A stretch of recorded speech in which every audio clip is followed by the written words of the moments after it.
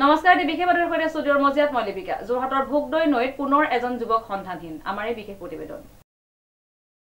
যোৰহাটৰ ভোগদৈ নৈত পুনৰ এজন যুৱক সন্ধানহীন উল্লেখযোগ্য যে যোৰহাটত একেৰাহে 3টা দিনত 3জনৰ মৃত্যু হোৱাৰ পিছতো আৰু এজন যুৱক সন্ধানহীন হৈ থকা ঘটনাই চাঞ্চল্যৰ সৃষ্টি কৰিছে সমগ্ৰ যোৰহাটত সেই মানুহজনক খৰি দিবৰ কাৰণে সি ৰাতিপুৱা ইয়াৰ পৰা 2জন মানুহ গৈছিল একেলগে গৈ পেলাই সি হাতুৰি পাৰ হৈ গ'ল বুলি কৈছে মানে তাৰ লগত যিজন আছিলে সি কোৱা মতে নৈখন পাৰ হৈ গৈ সিপাৰে মানে এনেকৈ কহমাত ধৰি লৈ আধা মানে কঁকাললৈকে পানীত আছে বাকী দুখৰ ওপৰত আছে আৰু তেতিয়া বাকী থকাজনক মানে মাতিছে আহা পাৰ হৈ যাব পাৰিবা বুলি সেইখিনিলৈকে এইজন প্ৰত্যক্ষদৰ্শী হিচাপে এইজনে চাই আছে তাৰমানে সিমানলৈকে তাৰপিছত সি কৈছে যে মই পাৰ হৈ নাযাওঁ সি অকল জাঙিয়াটো পিন্ধি আছিলে কাৰণে কৈছে যে মই এনেকৈ নাৱেদি যাম অলপ তলত নাওঘাট আছে নাৱেদি গৈ পেলাই তাক গামোচাখন দিয়াৰ কথা কৈছিলে সি গৈ পেলাই সিপাৰে গৈ পাইছে তাৰপিছত ময়ো আছিলোঁ সিটো পাৰে খৰি দিবৰ কাৰণে আছিলোঁ তাতে আমি দুইজনে নামি পেলাই তাক মাতিছোঁ সি কৈছে বহুত দেৰি হ'ল মানে বিকাশ উঠি অহা নাই বুলি তাৰ লগত মই নামি পেলাই সেইখিনি তলত বিচাৰি ফুৰিছোঁ নাই তাৰমানে তাক উঠি যোৱা কোনো দেখা নাই কিন্তু আমি মানে সন্দেহ কৰিছোঁ যে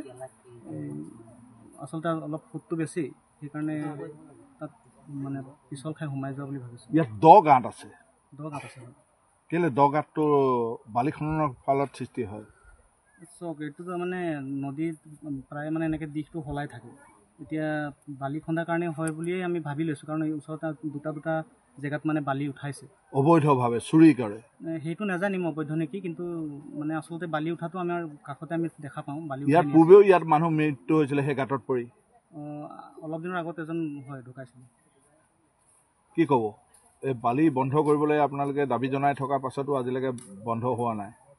আমাৰ ৰাইজৰ সুবিধাৰ কাৰণে বাৰু এনেকুৱা বাৰু ঘটনাবোৰ বাৰম্বাৰ মানে ৰিপিট হৈ নাথাকিবৰ কাৰণে একচুৱেলি বালি মহল যদি তেওঁলোকে মানে বালি মহলটো যদি বন্ধ বুলি নকওঁ কিন্তু বন্ধ মানে কি অলপ যদি মানে